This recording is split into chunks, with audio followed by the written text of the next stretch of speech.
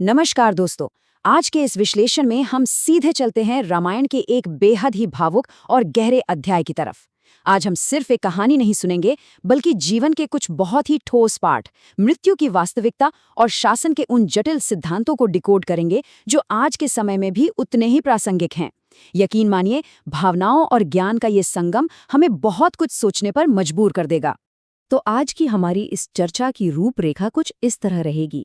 हम शुरुआत करेंगे बाली के उस गहरे पछताव से, फिर जानेंगे अंगद के लिए वो खास मंत्र, उसके बाद शरीर और आत्मा के दर्शन को समझेंगे, शमशान वैराग्य जैसी एक बहुत ही दिलचस्प मनोवैज्ञानिक स्थिति पर बात करेंगे और अंत में देखेंगे कि एक आदर्श शासक आखिर होना कैसा चाहिए। चलिए अपनी चर्चा की शुरुआत करते हैं इस कहानी के सबसे भावुक पहलू से, जब बाली अपने अंतिम क्षणों में मृत्युशैया पर है और अपने ही भाई सुग्रीव के सामने अपना सबसे गहरा पश्चाताप व्यक्त कर रहा है। जीवन के अंतिम पलों में इंसान का अहंकार कैसे चूर चूर हो जाता है, ये उसका एक बहुत ही जीवंत उदाहरण है। जब मौत बिल्कुल सामने खड़ी होती है ना, तो सच कहूं, दुनिया भर की सारी दुश्मनी और सारा बैर बस एक झटके में खत्म हो जाता है। बाली के ये शब्द साफ दिखाते हैं कि इतने वर्षों की कड़वाहट अचानक से गायब हो गई है और अब उनके मन में केवल शांति और अपने भाई के साथ सुलह की ही इच्छा बची है। और यहाँ पर केवल शब्दों से ही माफी नहीं मांगी जा रही है। बाली अपनी वो अत्यंत शक्तिशाली और दिव्य स्वर्णमाला सुग्रीव को सौंप देते हैं। ये सिर्फ एक वस्तु का लेन देन नहीं है दोस्तों, ये सत्ता सौंपने और अपने व्यक्तिगत अहंकार से कहीं ऊपर उठकर अपने राज्य के भविष्य को सुरक्षित करने का एक बहुत ही शक्तिशाली प्रतीक है।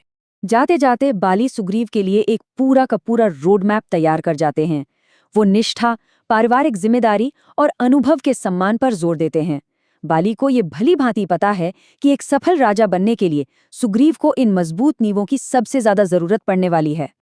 अब आते हैं इस कहानी के दूसरे पड़ाव पर, जहां हम देखेंगे कि अगली पीढ़ी के लिए क्या मार्गदर्शन छोड़ा जा रहा है। एक पिता अपने अंतिम शब्दों में अपने पुत्र को क्या अनमोल भेंट देता है। कोई भी पिता ये नहीं चाहता कि जो गलतियां उसने की वही गलतियां उसका बच्चा भी दोहराए। बाली अपनी भूल को पहचानते हैं और इसीलिए अंगद से कहते हैं कि वो आने वाले समय में विवेक, विनम्रता और कूटनीति का सही इस्तेमाल करे। ये सिर्फ एक सलाह नहीं है, बल्कि सर्वाइवल का एक बहुत बड़ा मंत्र है। और इन सबके बीच एक ऐसा पल आता है जो परम करुणा को दर्शाता है। अपने पिता को खोने के उस गहरे आघात के बीच जब श्रीराम अंगद को सांत्वना देते हैं, तो ये हमें सिखाता है कि सच्चे नेतृत्व का मतलब ही यही है, टूटे हुए लोगों को सहारा देना और उन्हें एक सुरक्षित आश्रय प्रदान करना। यहाँ से हमारा ये विश्लेषण एक बहुत ही गहरे दार्शनिक मोड़ पर आ जाता है। रानी तारा का शोक इतना असहनीय है, उनका दुख इतना विशाल है कि उसे शब्दों में बांधना मुश्किल है। तारा का दुख इस कदर गहरा है कि वो स्वयं के अंत की ही कामना करने लगती हैं।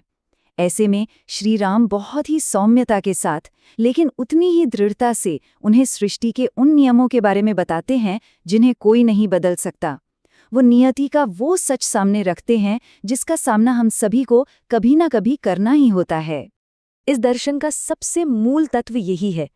श्री राम समझाते हैं कि पंच तत्वों से बना ये भौतिक शरीर तो यहीं रह जाना है, ये नश्वर है, लेकिन जिससे उनका वास्तविक प्रेम था वो आत्मा तो शाश्वत है, अमर है।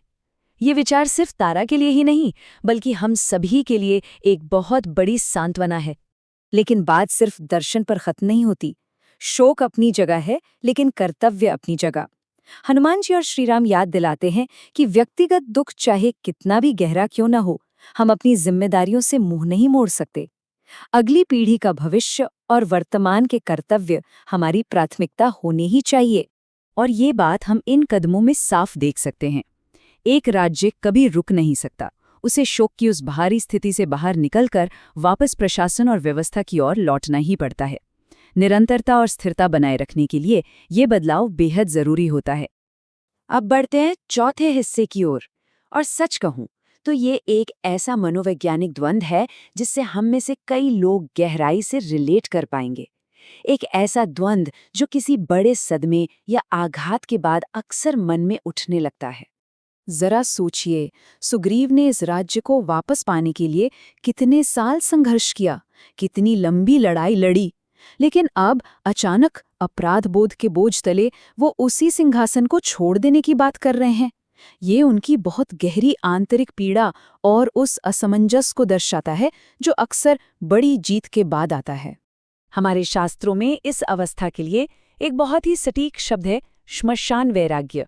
ये वो विरक्ति है जो मृत्यु के दृश्य को देखकर मन में उठती तो जरूर है, लेकिन ये टिकती नहीं है। श्री राम यही स्पष्ट करते हैं कि ये भावना क्षणिक है और इसे अपने मुख्य कर्तव्यों से भागने का बहाना नहीं बनाया जा सकता। श्री राम सुग्रीव की इस करुणा की सराहना तो करते हैं, लेकिन उन्हें एक रियलिटी चेक भी देते हैं। असली बुद्धिमानी इसी में है कि हम इन अस्थायी पल भर की भावनाओं को पहचानें और उन्हें अपने उन दीर्घकालिक दायित्वों को पटरी से उतारने की अनुमति बिल्कुल ना दें, जिन्हें पूरा करना हमारा धर्म है। और ये चर्चा हमें ले आती है आज के सबसे महत्वपूर्ण और अंतिम हिस्से पर, सत्ता और वैराग्य के बीच का वो नाजुक संतुलन। एक आदर्श शासक का स्वरूप आखिर होना कैसा चाहिए? एक सन्यासी राजा की अवधारणा सुन के थोड़ा अजीब लग सकता है ना, लेकिन यही सुशासन की सबसे बड़ी कुंजी है। एक ऐसा शासक जो काम तो करे पूरी जिम्मेदारी से, लेकिन जिसके मन में सिंहासन या विलासिता का कोई लोभ न हो, जो निस्वार्थ भाव से बिना किसी पक्षपात के सिर्फ और सिर्फ जनसेवा में जुटा रहे। और सबसे अद्भुत बात यह है कि श्री राम जो उपदेश दूसरों को दे रहे हैं, उस पर वे खुद भी 100% खरे उतरते हैं। वो अपने 14 वर्ष के वनवास के प्रण से इतने दृढ़ता से बंधे हैं कि अपने घनिष्ठ मित्र के राज्याभिषेक में शामिल होने के लिए भी वो उस नियम को नहीं तोड़ते। यही तो असली विरक्ति और कर्तव्य निष्ठा है।